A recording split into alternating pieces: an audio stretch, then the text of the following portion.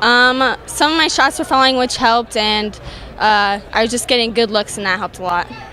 Well, Red Oak tried as they may to, something totally different. You don't usually see a situation like that. They come out immediately and they'll stall. Tell me about how your team responded. Maybe you didn't get off to a great start against that, but eventually you got used to it. And how did it affect how you guys play or wanted to play?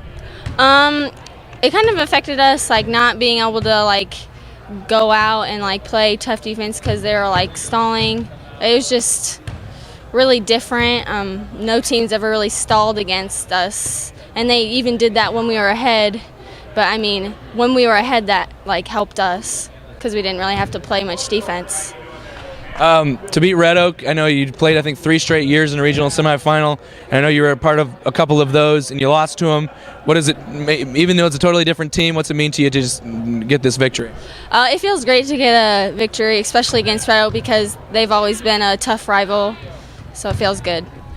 Atlantic is up next. You lost to them earlier this year.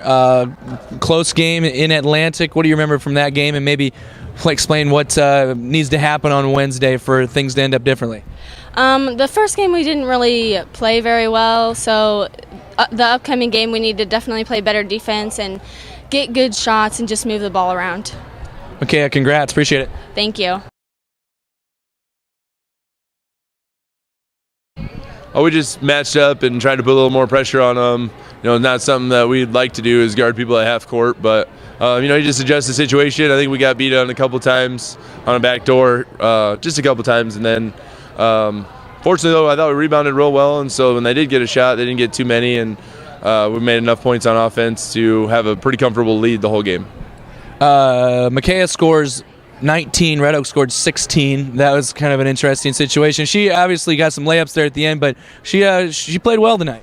Yeah, she can do a lot of good things. So I've seen her play for a long time, and I just hope she stays aggressive. She keeps shooting because, in shooting competition, I'll take her over anyone. So she's worked extremely hard. She's one of our captains. She's a great kid. She's been here for 3 years, so she's seen about everything. And, I'm just really happy it's starting to shine for her. Claire hit 2 big shots, too, there in the third quarter. Claire Campbell.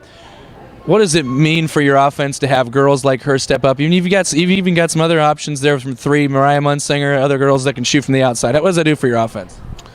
Yeah, Claire hit a couple big shots. Obviously, the more people that can shoot, the better you are. She hit 7 threes in a JV game the other day, and then hit one more in the varsity. So I don't know how many people made 8 threes in 4 quarters this year, but she's confident too, and I think she's just grown a lot as the season's gone along. Mariah's come a long way, and we got other kids on the bench that didn't get in tonight. But again, I said it, a big thing. Our depth has gotten a lot better. Obviously, as the season has gone, we have some freshmen that have really stepped up, and obviously we don't have any seniors, so.